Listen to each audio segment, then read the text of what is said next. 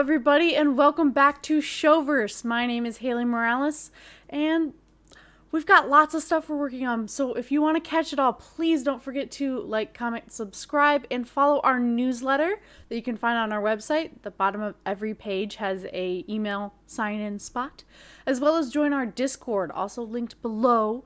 That'll be the place where you can go to find information about everything as soon as it comes out. So let's get started with Wonder Woman. Reminder, spoilers, okay? And I might mention a few things that maybe happened in some other movies, but I'm going to try to keep it on just this movie. Just remember, spoilers. General spoiler warning for the DCEU. So we open with Diana narrating, and we see her working at the Smithsonian, restoring and cataloging old artifacts. Which I've seen some people talk about how that's kind of weird and they don't know why she's working there, but to me it makes sense. Like on Themyscira, she talked about reading all the time. She was constantly looking for stories about her culture and their history. So it kind of makes sense that after all that time, finally leaving, she would want to continue to do that, but with literally any culture she could get her hands on. Because the Smithsonian has something from almost everywhere. Like, there's stuff everywhere in there. So I personally, it makes sense to me, especially since she's trying to both, maybe learn a little bit more about men. Because, I mean, she knew a lot from the reading on the island, but obviously not enough that in this movie she's very naive and doesn't know everything. So it's a great way to learn things. And also, she knows things about ancient men that we don't. So, like, it makes sense that she's using her stuff there. And it's just a nice, easy job that I bet she can even, like, leave pretty quickly if she needs to. It's the Smithsonian, so they have connections, places. Like, I don't know. To me, it didn't seem off that Diana was working at the Smithsonian. I actually kind of like it. Her office is a little strange that she's, like, in the middle. I'm hoping that's just, like, the desk that the people who are cataloging, like, that's the computer they catalog it into, because it's a little weird if her desk is just surrounded by various artifacts. Like, it would make more sense for her to be in, like, an office, not even, like, a cubicle space where a bunch of other people are working. Hopefully that's not actually her desk. I don't think do we see her in that in the later movies? I can't remember. We're focusing on this movie anyway, so it doesn't matter. We flash back. In the office, Diana opens up a suitcase, and it has a photo of her and a bunch of men. Very old picture, with a note from Bruce Wayne saying, maybe one day you'll tell me the story behind it. And we flash to Diana's past, all the way back to little baby Diana. She's like 7, I think. Like, she's tiny, running around, escaping her tutor because she wants to learn how to fight and be part of the guard and stuff. And I just loved watching her watch the Amazons train and her going, and I'm like, that is every little girl after watching this movie. Boom, right there.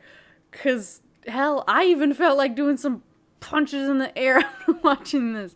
This movie's, it's kind of got the girl power stuff, but also, like, in general, the Amazonian part just feels powerful. And I love to watch it, and it feels great. The Amazonian women just being awesome, powerful women. It's incredible.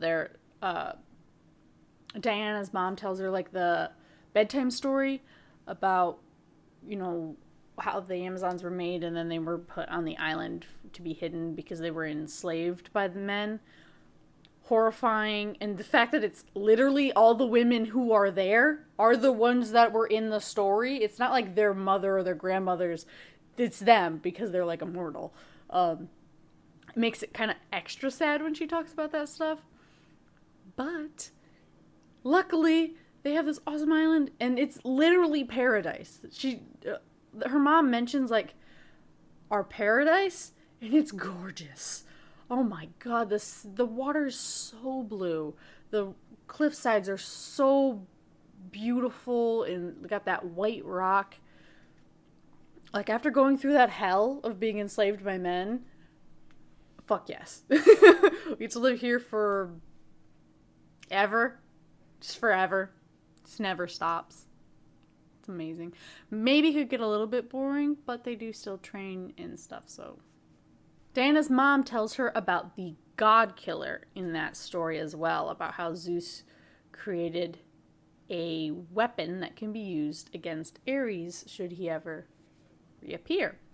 And I do like that Diana's mom does not say that the sword is the God Killer.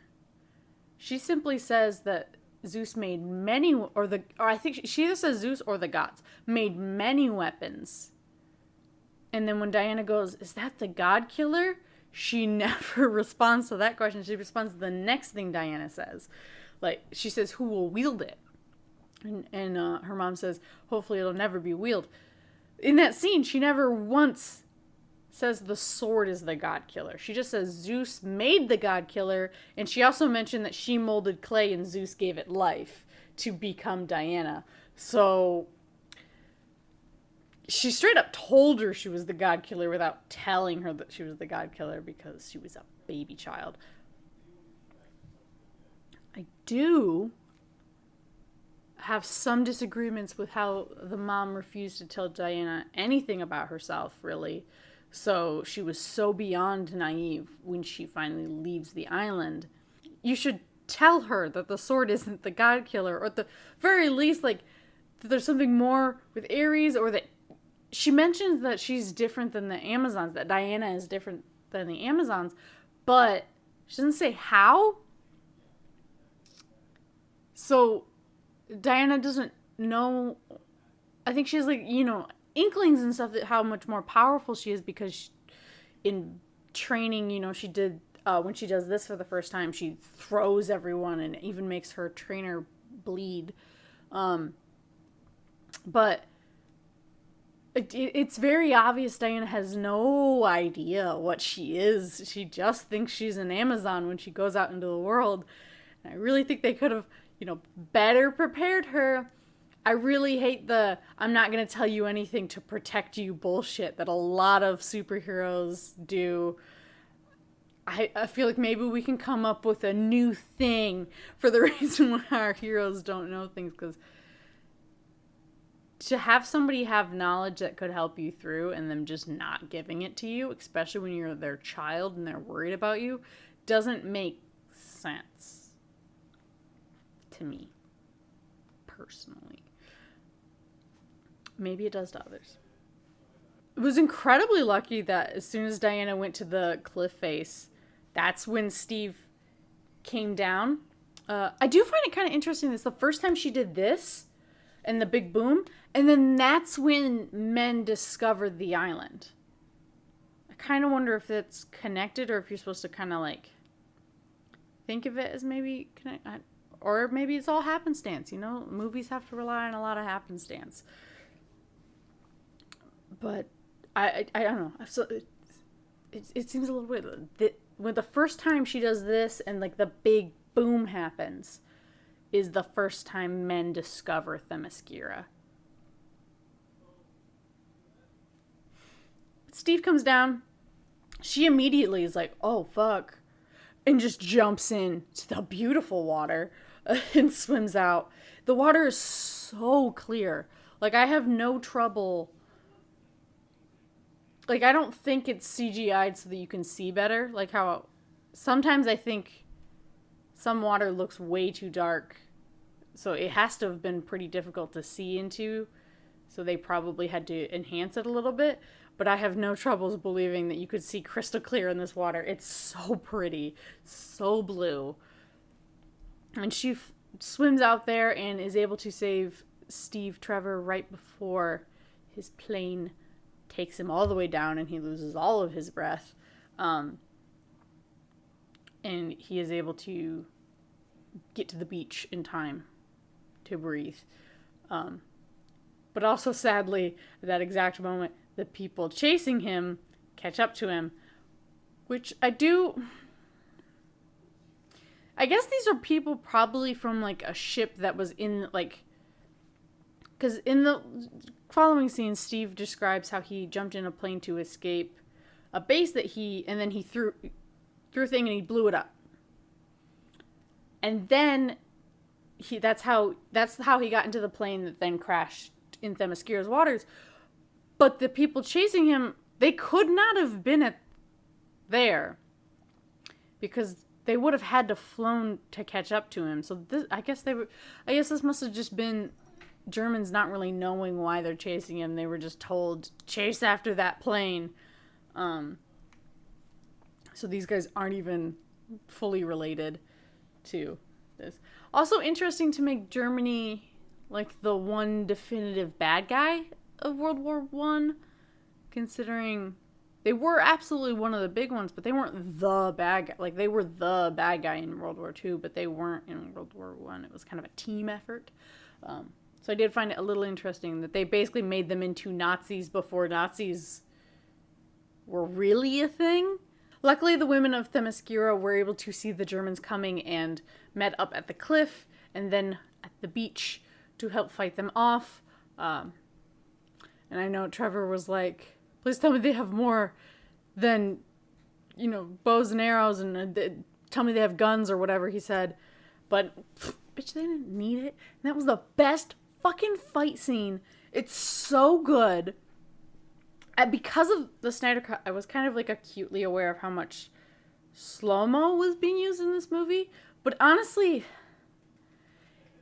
it didn't linger on any slow-mo too long, so it didn't get annoying. Even when there was kind of scenes where slow-mo, the rest of the action, slow-mo on the next action, like, even though it would happen frequently, it would fucking nip that shit in the bud and not make you sit on it for so long. So it wasn't as distracting as it was in the Snyder Cut. I'm sorry.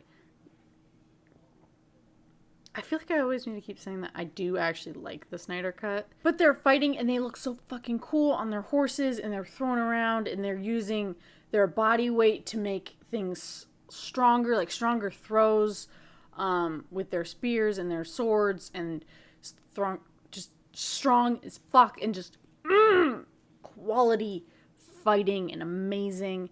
And you can see like the utility in all of their clothing, how easy it is to move, except for the Queen's cape.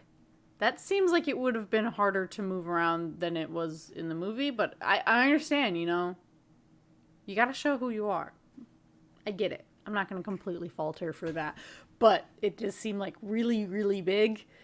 And I don't know how well she would have been able to do some of this stuff. But movie magic makes it possible. Luckily, Diana is able to step in and be like, Steve, this man fought on my side. I know he's wearing, their outfit and stuff. He helped me.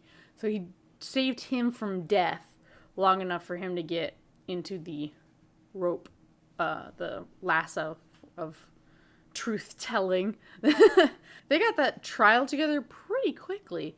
And you could see Steve fucking sweating bullets trying to not tell the truth, because he's a trained spy and he knows not to tell the truth under any circumstances, because it could mean his life, his mission, more soldiers' lives. So much is on the line for him to stay undercover and keep his secret secret. But the lasso of truth fucking will make you tell the truth. It does not give a shit about what you care about. So he, had to spill the beans. But I do appreciate the amount of effort he was putting in. It shows that he is a man that stays to not only the plan, but he's loyal to his work and his country, his side. A good man, especially in a war, who understands that even if he gets killed for not telling his secrets, at least the secrets aren't out. But he also doesn't take it as far as like the cyanide pills that the other side does. But, Then we have the scene with Diana talking to Steve Trevor in the bath,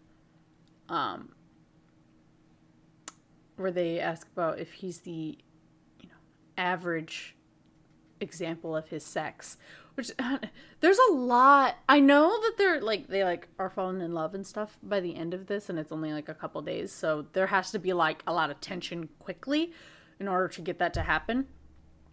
But it is a little. A lot of their interactions are just Diana not understanding something and saying something that could be kind of sexual or suggestive, and Steve, not wanting to be like, being like the kind of stuffiness that is, that time.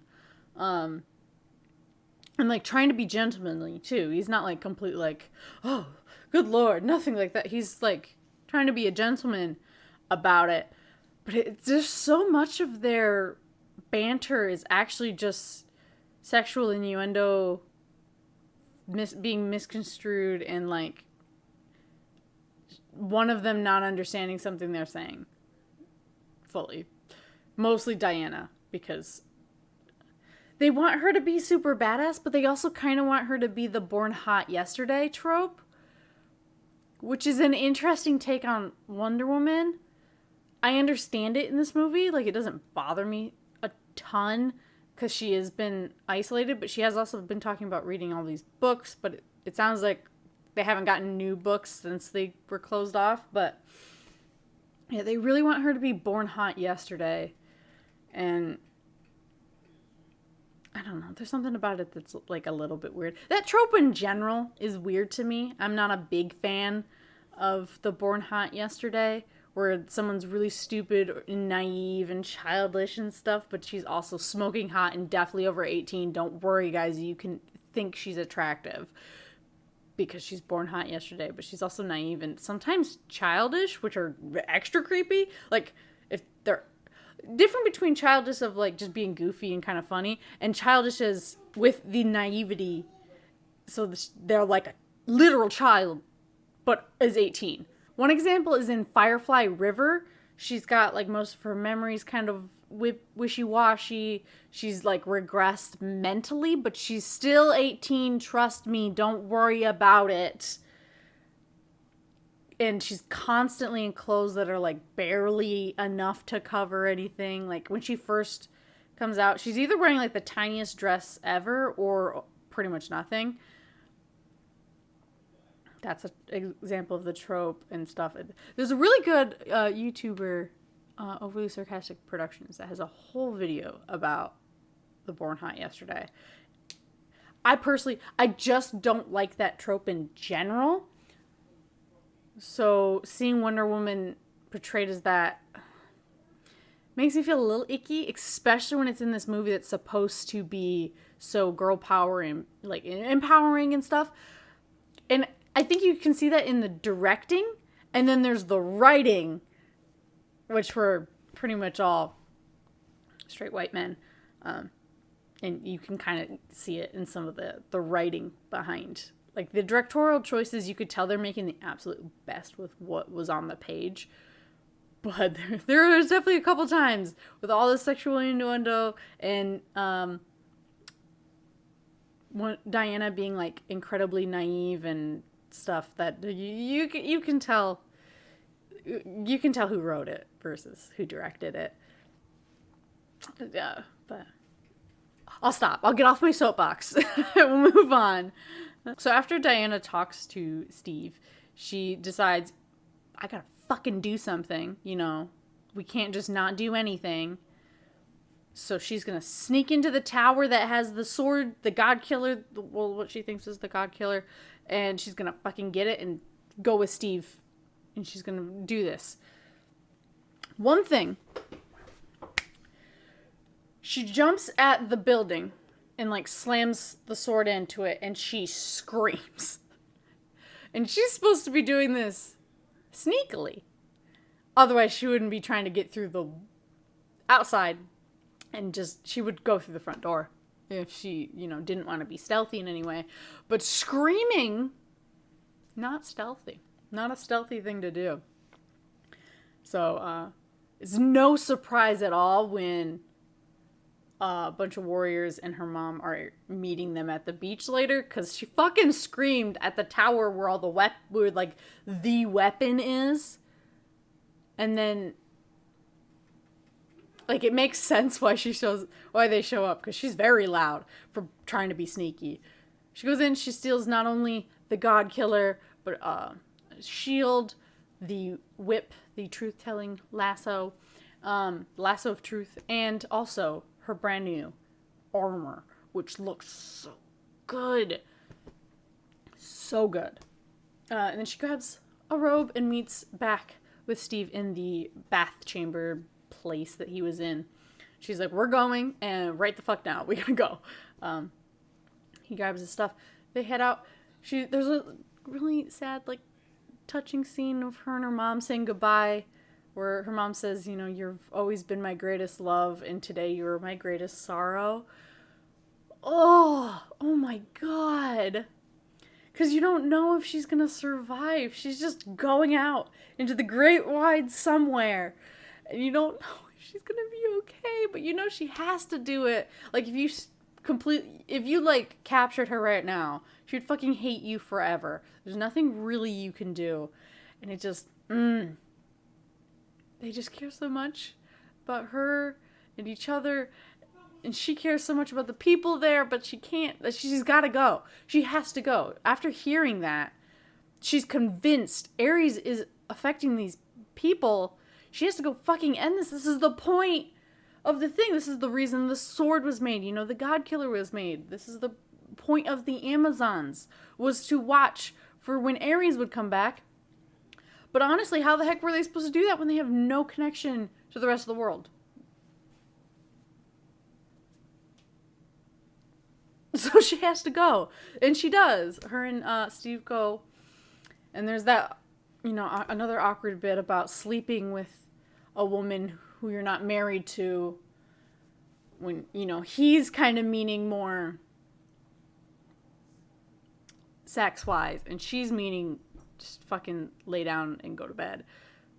I do kind of get it with those, like, the societal standards at the time. Maybe he was also referring to just sleeping next to her, because that was probably super taboo at the time as well.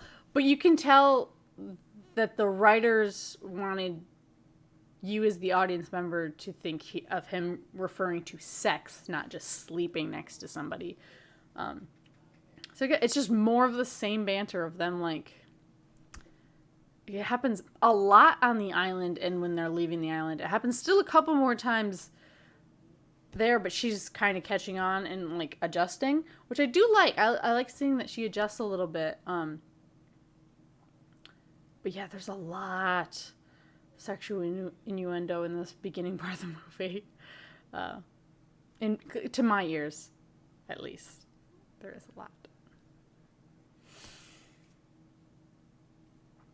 How did Diana and Steve get from Themyscira to London in one night? I know that he's like, we caught a ride, and there's like a steamboat in front of them, but where the fuck is Themyscira?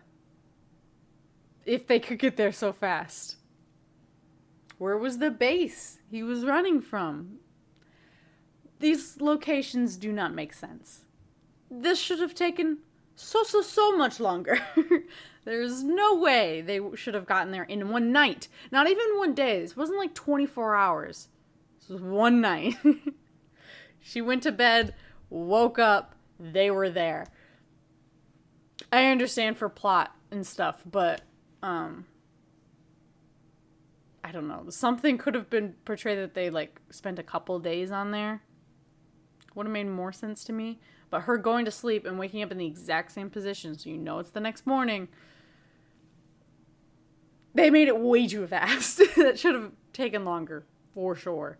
Even if they caught a boat ride the whole time. But they're in London. Really smoggy, gross at the time London. Like, beautiful in its buildings and stuff, but also the pollution thick. So I kind of get it when Diana says that it's ugly.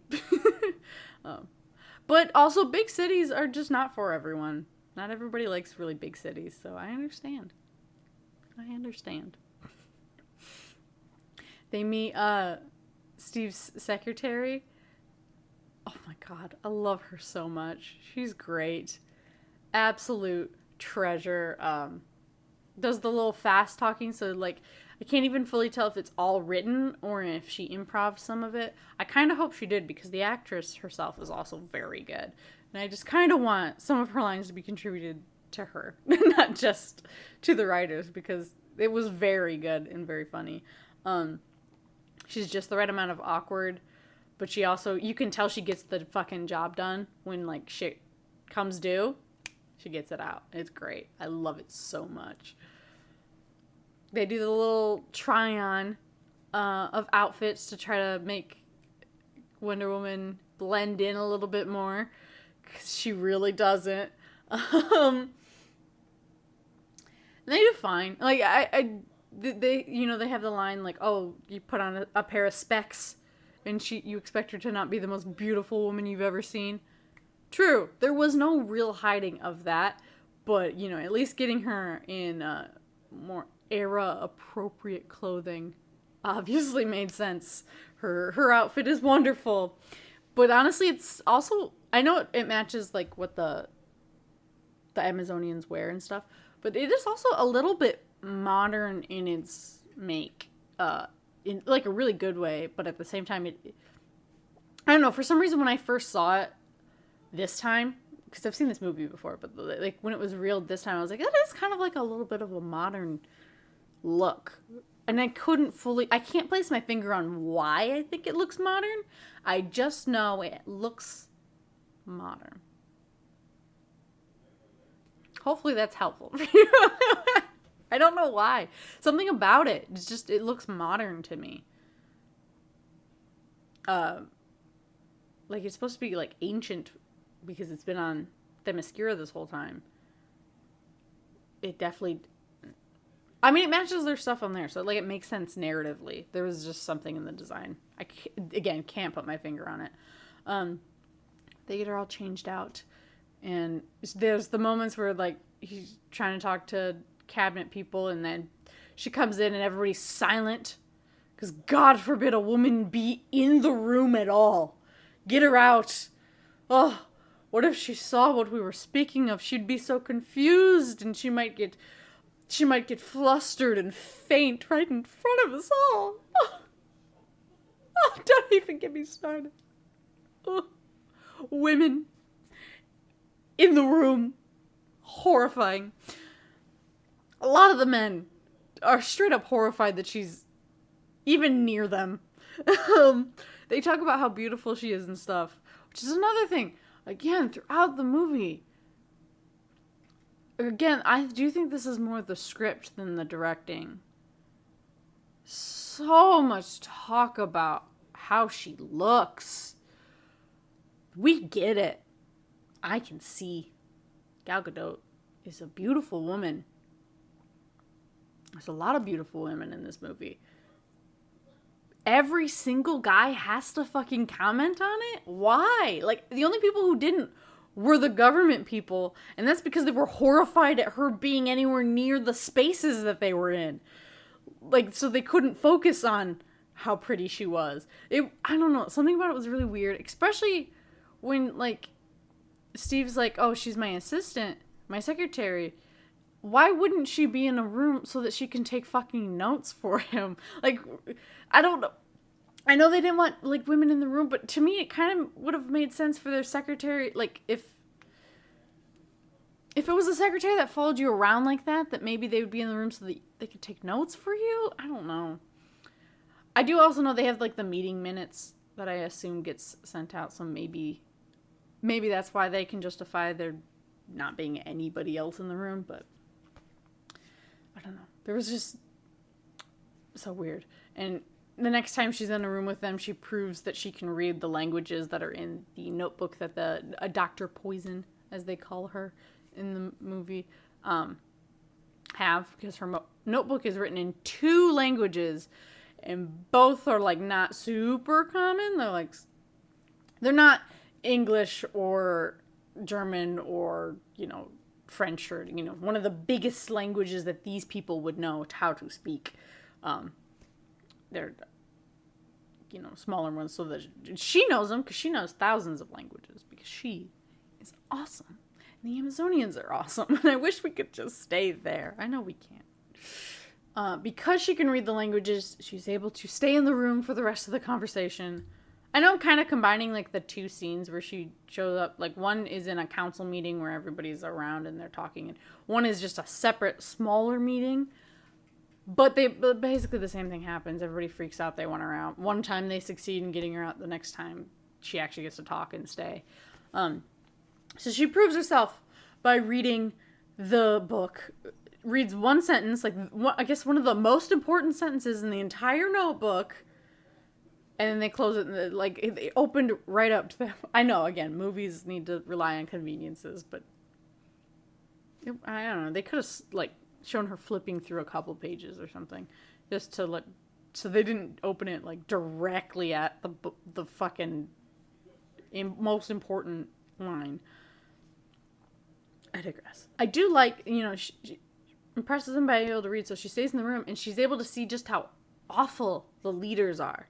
That they're willing to let hundreds die for the sake of a peace treaty, which she thinks is, or an armistice, which she thinks is useless, because obviously Ares is not going to let that happen. This is, like, crazy. You're not going to be able to win this way because Ares is affecting this war, obviously, so he's not going to let the peace treaty happen. So, what the fuck? So she's, like, pissed off and, like, horrified at what men are. And I say men, like, in the general mankind, before anybody gets offended in the comments. I'm not talking about specifically men. But she's, like, horrified, and she's especially horrified that Steve's like, yeah, whatever, yeah, we'll sit back, we'll just wait, no problem. Because, again, she's, like, super naive and doesn't know anything and doesn't realize he's lying so that he can leave the room and go do stuff without them being around. Like, she's very naive in this movie. I haven't seen her next movie, but I hope she's not as naive then. She wasn't as naive in Justice League as much as I can remember, but there was such an ensemble cast. Not a ton of people got a lot of characterization, so I don't think she's naive in Justice League, though. I can't remember her being naive at all. I think she was actually one of the more knowledgeable people on the group, so I hope that means in her next movie she's not as naive either, because Jesus Christ. It gets a tiny bit annoying. They go meet Steve's buddies at a bar, or a pub. He calls it both.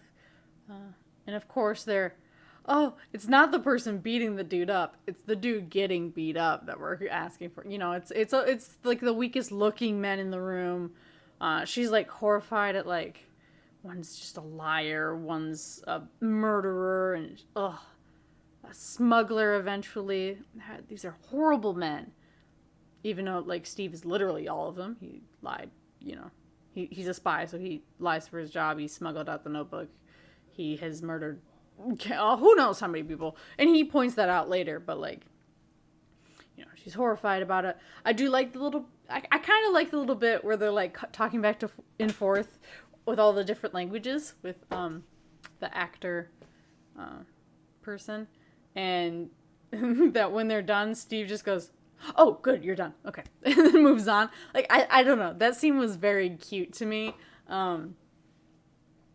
That they both, like, were flexing the languages they knew, and she, outwitted him, but also that Steve was just, like, tuning him out until he heard either silence or English again. He was just, "Oh, cool, you guys are done? All right, let's move on to the next part of today."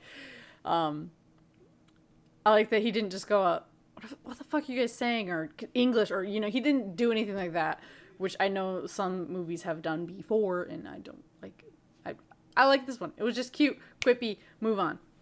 And then Steve's secretary shows up with Sir Patrick, who is at the meetings, and he's like, "Hey, you guys are still going to do this, aren't you?" And Steve's like, he's like, "No, if I was younger and in better health, I'd be same position as you guys. How about you guys run it from my office?" Which was so smart of him. Again, like, spoilers for the rest of the movie, but, like, Ares was so smart to keep them right there. So he knows exactly what they're doing. He's keeping tabs on Diana the whole time. He doesn't even need the fact that he can like woof, woof, in and out of places the way like it shows him doing that to influence Dr. Poison and stuff. Like he just, oh yeah, the secretary's literally right there and she's talking to them and I can fucking hear them because I'm in the next room. Fucking so smart. I also love that he kind of like hides in plain sight by being one of the only people who are actually trying to get the Armistice peace treaty thing signed. Ares is very smart. Makes sense. He's the god of war. He's got to have some fucking war smarts. Even though he's supposed to be like the war of like, ugh. Ares is supposed to be the untamed like rage of war. Whereas Athena is the tactical planning. So I think they kind of like, that either like kind of slipped through and they didn't realize that, or they kind of combined them. Because he's supposed to be just unfettered rage and jealousy and barbarianistic fighting and just get them in there with like the deadliest weapons, just fucking go. Whereas Athena is supposed to be, let's plan this out. If we hit here, it might look like a smaller place, but look, it'll distract them and we'll win the larger battle if we do the smaller one and stuff. Like, she's supposed to be the tactics. So I think it's kind of impressive that Ares is able to, petition for an armistice and for peace and stay really close to the secretary and everything so that he keeps his eye on everything. He's got the tactical side down. So I do kind of wonder if they like knew that Athena existed, or they're just like, Ares, god of war, yeah, all war, boom, bada bing, baby. Which they could have been. They could have just been like, yeah, we'll just combine. It's all war. He's the war one. So after Ares, funds their trip, they meet up with their final companion, which is Chief, which definitely a stereotypical name for a Native American, but I assume it's actually like a nickname that the men gave him, so it's them being like kind of, iffy with their nicknames, but it's fine, I guess. He doesn't seem to mind it, so at the end of the day, it's not great. I'm not psyched about it, but whatever. They meet up at a campfire and she sees these men that she's talking about how they're horrible, they're liars, they're cheats, they're smugglers, they're ugh. And then she sees one of them have like the negative effects of having murdered someone in the past. He's having like a night terror and he's too proud about it when he wakes up, and she's seeing like the aftermath of this kind of things and that it's weighing on them, which I think shows like a good person if it's weighing on them. Like, if they don't care, that's a bad person. But if it's weighing on them, it's actually causing them some grief. Shows they have a conscience, and they know it's bad. So they're, in general, a pretty good dude. And the dude she thought was really good, Steve. Chief says, his people were put to almost basically extinction because of his people. So the person that she thought was good, she's seeing that, comes from bad people. She's able to see some of the duality of men they're not all bad. They're not all good. They're both. They're men. They're humans. They're complicated. That mankind is fucking incredibly complicated. We're messes. We're all just a big mess. And she's able to see that just good, bad everywhere. There's no single good or single bad person. It's mixing all of it. We're just hugely messy beings. Obviously, the no man's land scene. Amazing. The fact that she is able to go across, she's able to be like, this is fucked up. I have the power to do something, so I'm gonna fucking do something. I left home to do something about this shit. There's a town over there that are being enslaved, women, children, innocent people. I have the power to do something. I'm going to fucking do it. And, they mention no man can cross it. And I'm kind of glad she doesn't actually say, I am no man. Like, it's just kind of implied. You're just like, fuck yeah, you're not a dude. And, like, so I just kind of like that they don't go for, like, the cheap line there. Love that. Love that. Let the audience finish the sentence. It's fine. We all get it. And she goes right across. She pulls all their fire. And a little weird that, like, nobody in the trench would avert their guns once they see more people showing up. But I understand for the sake of the scene, it had to be done. But definitely in real war, there'd definitely be a couple people going like, oh, there's a mass of people showing up just a few feet. Our left, her right, coming up. We should probably start shooting at them too. But I understand in general why that was done. And they were able to take it. So Diana talks about how the men are being controlled by Ares. At the end of the day, men are good people, and it's just Ares' influence that are causing them to do these things. She also seems to not care about the tons of people that get murdered around her in these scenes like this. Like, literally everyone but her is straight up killing everyone they interact with. I think for the most part, she just kind of knocks people out or lets somebody else do, like, the finishing blow. But, like, people dying left, right. For someone who thinks that men are all good except for... I guess you could use the self-defense argument. Like, if she doesn't kill them or let them be killed at least, then they're not going to be able to make it to Ares. But it is, I don't know, it's a little weird to me that she's so... Men are good, and they're just being controlled by Ares until the bad guys need to be shot. Same with the devastating blow she does in this town that she's headed to. Good Lord. Amazing fight scenes still. Just amazing. I love that Steve clocked that, like, one of their moves is to say shield and, like, push up with their shield. So he's like, oh, door. Everybody, you know, when I say so, we're going to lift up real hard, and he yells, Diana, shield, and they do it. I love that. I love it. I love it. I love it. I love it. That they showed that he's smart. He was paying attention in that crazy, you know, the stress of that initial fight scene on the beach. He was paying attention. He saw the shield thing, and he fucking replicated it when they needed it. That's so, like, such a good way to show your audience that your character is smart and, like, aware. Like, nobody told him that.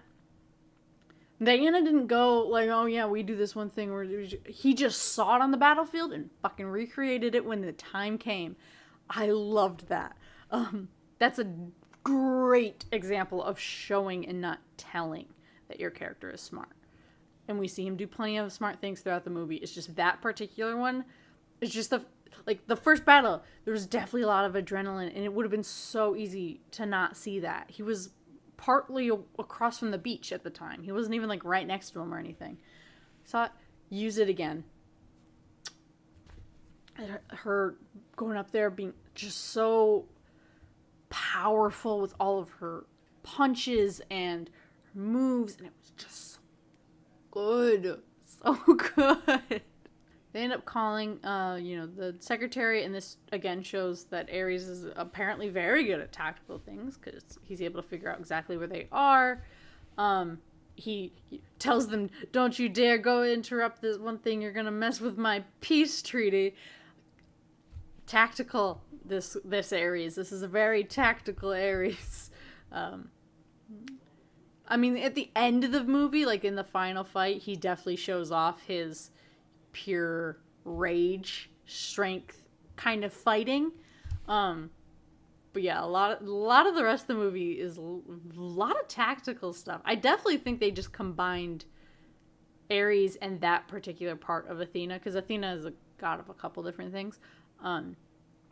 They were just like, let's fucking just combine it. It's just easier than anything else. They head to the battle. I think it's so smart. Like, They make it like a joke, like Chief is dumb, but he definitely knew what he was doing when he was like, yeah, I found this car in the field over there. There's a ton of them. Obviously, that was parking for the event. I think he was just kind of making a joke, but it did kind of seem like to the audience that maybe he was just dumb and he was just like, hey, there's just a bunch of cars over there. But I choose to believe he was just really smart and making a joke. And I thought it was very funny. And I love that the guy who's being the actor was just like, I want to drive that. I'll be your chauffeur. Like, he was just like, fuck it. Let's go. And like, I don't even care. I just want to drive that thing. Looks awesome. And they were so quick on their feet with the, fuck, there's invitations. Please, I just forgot my dude's invitation. It got lost, and he immediately gets mad and stuff. Like, it cause a scene so that they're just like, fuck it, just go through. Like, I don't want to deal with it. Go. Great on the fly thinking, again showing how incredibly smart these characters are, and that this is kind of their element. They are spies. This is what needs to happen. And then Diana, I guess, beat up a woman and stole her dress. That part that's kind of weird. That's a little weird. I mean, hopefully she left that woman with something. I mean, I think the woman still had her coat, but like, yeah, she doesn't beat up a woman off screen in order to get inside. That doesn't sit right with me, really. I understand, but I don't like it. She's able to get inside. She's got her sword down her back and like super comfy, I guess, to have a sword like that. I'm sure. She lucked out. She had the perfect dress just waiting for her on this random woman. But I like it. That dress was also like kind of modern in style.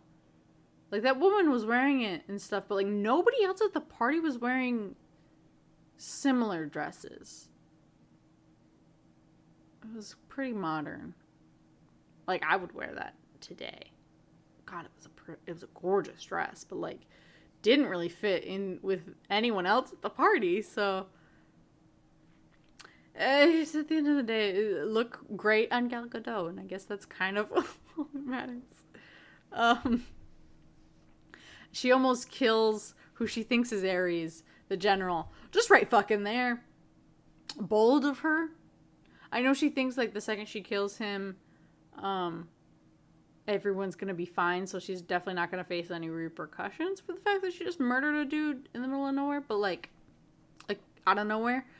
But did she think Ares was just gonna let her, like, he wasn't... I think she was trying to, like, catch him by surprise and stuff, but, like, I don't think he was going to do anything? If he's supposedly controlling all these people, couldn't he just make them go batshit and start attacking themselves and you in order to get away? Yeah, it just didn't... It definitely didn't feel like Diana had thought anything through. And I understand. This is her first mission. She's been incredibly naive and stuff and idealistic. Like, too idealistic for most of it, so I see where she was coming from, but yeah, she really didn't think that through. She's in a room full of people, and if she thinks this is Ares, she better have a killing blow, like, in seconds, because if not, he's gonna have time to punch her, get some other people to go crazy, and, like, that better be the quickest sword draw you've ever seen in your entire life, and you better kill him on the first stroke, and that's it. No second chances, because shit could have gone bad if that was actually Ares and she tried to kill him right then and there. Luckily, Steve was able to stop her. I know she like tried to do it while he was walking away, but again, unless she did a killing blow right away, and he, as a god, has no awareness of like what's behind him. But luckily, Steve stopped her. She was able to keep going, and she did a quick costume change, I guess on horseback, in order to get back into her actual clothes between when she was chasing after the guy And she started off in the blue dress and she ended in her armor. Whatever, we don't need to think about it. And I'm assuming this took a little bit longer than in movie time. Because they, Chief had enough time to make a fire. Like, follow them. Make a fire. I have to assume they were farther along. There was a small village that got gassed as well in the time. Diana also walking into this most powerful gas they've ever seen. No problem. And then Steve walks in and just kind of coughs a little bit and backs back out. Even though we've seen it disintegrate humans and gas masks so quickly. It's just kind of weird to see her walk in, no problem. I understand, though. She's literally a god. So, but Steve just coughing a little bit and backing back out. Interesting. And then they were, touching... She, touched her and stuff. And, when they kind of gassed, it's not fully... wouldn't some of the particles be on her? And, he would... his skin should burn a little, right? Haven't we learned at this point that gas and, things that float in the air are not air? They're actual particles, and shouldn't there be stuff on, residue on her? I don't know. Maybe I have the science wrong, and maybe it actually makes sense, but to me it feels like anything the gas settles on. Or maybe it didn't have time to settle on. But either way, the stuff, it should be still there. And so, if he touched her, which he does, that his skin would react to the gas. Again, maybe I have my science wrong. I could. I don't know, though. It feels weird to me. Again, I kind of understand why her, because she's a god, but why was he so unaffected? It's the deadliest gas they've ever seen. They move on to the battle, the final battle, which takes place at a air site where they're going to take a plane full of this deadly gas and drop it on London. Diana is able to follow who she thinks is Ares up into a watchtower and kills him. I'm sure he was incredibly confused why she said that she was completing the Amazon's mission to kill him. I'm sure that was kind of confusing. What did I do to piss off them? And why are there a whole people dedicated to me? I mean, there was probably the adrenaline and stuff of dying, but it had been a split second of why? What did I do? And then it wasn't even Ares. She sees everyone still acting all crazy, and she's like, they don't deserve my help if this is how they are without him.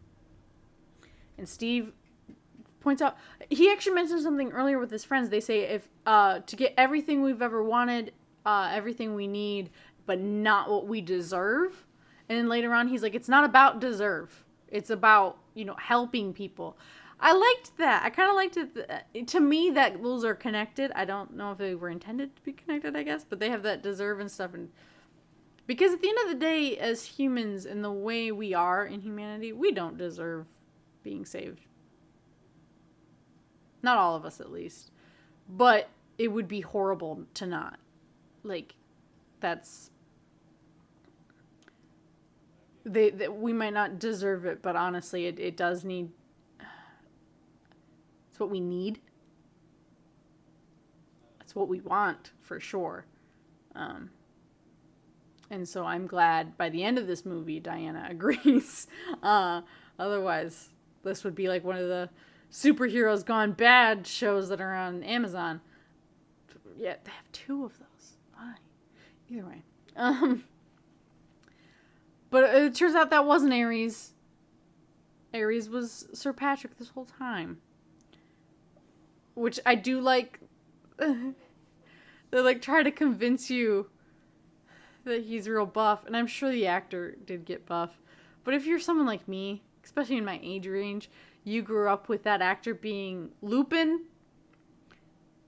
in Remus Lupin in the Harry Potter series, and he was always kind of small and frail, and like he was supposed to be an HIV metaphor, so sickly, but not too sickly. So it's kind of weird to see him be the big buff Ares, and like I don't believe that that was his body. Like I physically cannot get my mind to believe that that was him. I just assume they put his face on someone else's body. Like I cannot imagine that that's what he looked like. And I feel bad. I'm sure the actor put a lot of effort for this role. I can't not see him as Lupin. It's what happens when you grow up with an actor in the same role over multiple movies, or like an actor in a TV series. I'm sorry, that's Lupin. He's not big buff Ares. I'm sorry. He's not. I don't know if older people have an easier time, because I don't know fully his film repertoire. But especially for people my age and like a little bit older and definitely younger and stuff, that's Lupin. I'm sorry. He's not that big. But they do a really good job of trying their goddamn best to portray him. Like, it makes sense, like, why he might, like, look a little sickly and stuff, because he was probably pretending to be so that you wouldn't think of him as the god of fucking war. But, and then he shows his true self, which, I know some people talked about how making the armor out of all the metal on the ground was kind of dumb, and, like, doing this to make the thing. I kind of thought it was cool, because he was just like, here's my fucking, like, let me just show off a little bit. Oh, here's my visage for you. Like, it was awesome. So I personally kind of saw that as cool, not dumb. Like, I've definitely some people I know thought of it was a little dumb, but I think it was pretty cool. The fact that he was like had molten when he created the eye slits in his helmet, it did make it probably a lot easier to just make him a completely CGI character for the most of the fight. But you know, at the end of the day, we don't want people working on movies being pushed into incredibly shitty conditions trying to overdo some stuff. So maybe it was just, if it was easier for them and it got it so they weren't working 80 to 100 hour weeks or whatever, great. I'm happy. Personally, I kind of thought it looked cool. I like that he was like, here's all my full power. I'm fucking showing off at this point. Because he's the rage one. He's not supposed to be super tactical, and so he's supposed to, just get in there and go. My tiny arms don't portray this well, but you get it. And they have the fight, and he's like, they don't deserve you, and they're horrible people. They barely need suggesting. I just give them some tools, and they run wild with them. And he's like trying to take the blame of wars and stuff off. He's like, it's just people. They're horrible. This creation is the worst. And I don't know. I liked it. I liked the reasoning for like him to see himself as the good guy. I thought that was great. Obviously, I'm glad, Diana beat him. And I'm glad that men... I did think it was kind of weird that, like, after Ares was killed, all the men were just fine with each other. But I'm assuming that's more related to coming off the adrenaline high of being in battle. I want to believe, it's like on Christmas when both sides just kind of call a truce for the day and they all kind of hang out and eat together. That happens in some wars. Not all of them, obviously, and only some parts of the battlefield and stuff. But I'm imagining it more like that than actually Ares' influences has been taken off of us and we're just fine now. You want to know why I don't think that? Because fucking World War II happened. More war happened. It didn't completely end the goddamn war. It kept going on. It was just this particular battle. Maybe there was a little bit more influence because this extremely deadly gas was still around. And maybe, he was making sure they actually finished, like the foot soldiers finished it, rather than fully relying on everything else. So I thought it was a little weird because obviously us as humans are still like that. And so unless Ares recovered real quick,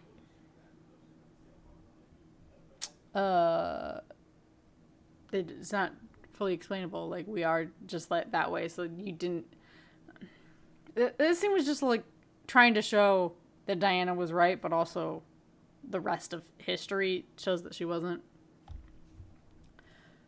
Overall, this is a great movie. I have so few notes in comparison to my other ones because it's just such a good movie.